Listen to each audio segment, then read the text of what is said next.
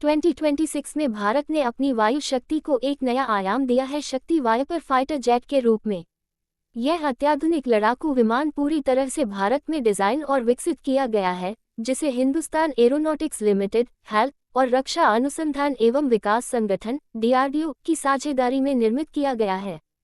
शक्ति वायपर भारत की आत्मनिर्भर रक्षा नीति का एक प्रभावशाली उदाहरण है और इसे 4.5+ पीढ़ी का मल्टीरोल फाइटर जेट माना जा रहा है। शक्ति वायपर की सबसे बड़ी विशेषता इसकी स्वदेशी तकनीक है। इसमें लगे दो शक्तिशाली कवच 9 टर्बोफैन इंजन इसे सुपरसोनिक गति प्रदान करते हैं। साथ ही इसमें सुपरक्रूज क्षमता भी शामिल है, जिससे ये बिना आफ्टरबर्नर के ध्वनि की गति से तेज उड़ान भर सकता है। ये विमान विभिन्न जलवायु परिस्थितियों और भौगोलिक इलाकों में उड़ान भरने में सक्षम है, जिससे ये भारत के सभी सीमावर्ती क्षेत्रों के लिए आदर्श बनता है। इस फाइटर जेट में लेटेस्ट एवियोनिक्स सिस्टम, ऐसा रडार, इलेक्ट्रॉनिक वॉरफेयर सूट और AI आधारित मिशन कंट्रोल सिस्टम लगाया गया है, जो पायलट को तेज और सटीक निर्णय लेने में सहायता करता है। कॉकपिट को ग्लास डिस्प्ले और हेलमेट माउंटेड विजन सिस्टम से सज्जित किया गया है, जिससे पायलट को युद्ध के मैदान में 360 डिग्री की स्थिति की स्पष्ट जानकारी मिलती है। शक्ति वायपर की स्टेल्थ डिजाइन इसे दुश्मन के रडार से बचाने में सहायक है। इसका ढांचा रडार अवशोषक सामग्री से बना हुआ है, जो इसे कम अवरोधक बनाता है।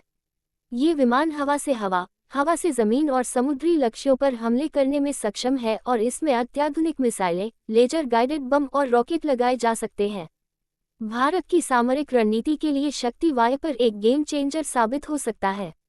इसे उत्तरी सीमाओं जैसे लद्दाख और अरुणाचल प्रदेश तथा समुद्री क्षेत्रों में विशेष रूप से तैनात किया जाएगा, जहां इसकी जरूरत सर्वाधिक है।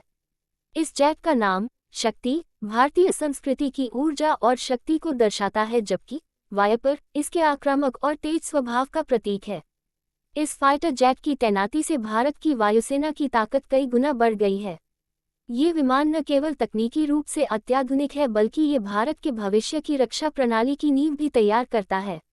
आने वाले समय में शक्ति वायपर को तेजस MK2 और MCAR जैसे फाइटर जेट्स के साथ समन्वय में काम करते हुए देखा जाएगा।